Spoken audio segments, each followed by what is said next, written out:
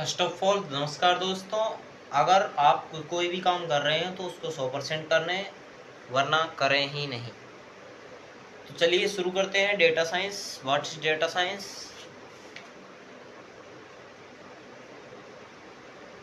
Data science, अब देखेंगे हम डेटा साइंस क्या रहता है। डेटा साइंस तुम्हारे हिसाब से क्या हो सकता है? मार्कर साइड में रख देते हैं।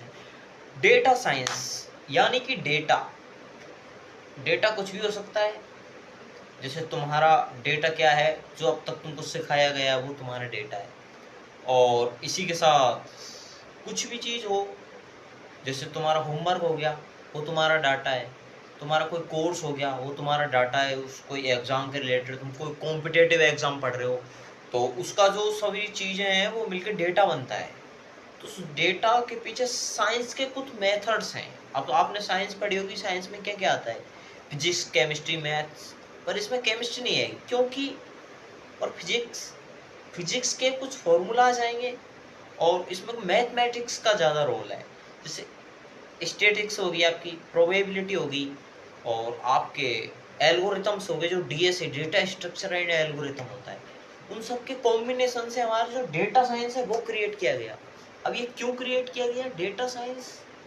इसलिए क्रिएट किया गया क्योंकि जब इंजीनियर्स थे और साइंटिस्ट थे, वो किसी भी चीज़ का डेटा लेके अगर उससे कुछ प्रिडिक्शन मॉडल्स बना सके, तो ये चीज़ें व्यक्ति को एक तो उसके अंडरस्टैंडिंग के लिए बहुत अच्छी हैं, और इसी के साथ उसके लिए इसलिए अच्छी हैं क्योंकि वो उसको ज़्यादा मेहनत नहीं करनी पड़े इधर उधर घूमने के लिए। या फिर कोई भी चीज़, अगर मान ले कोई व्यक्ति प्रोडक्ट खरीद रहा है और उसको घूमना पड़ रहा है, तो वो किसी भी चीज़ को ज़्यादा टाइम तक नहीं ढूंढेंगे, इसलिए ये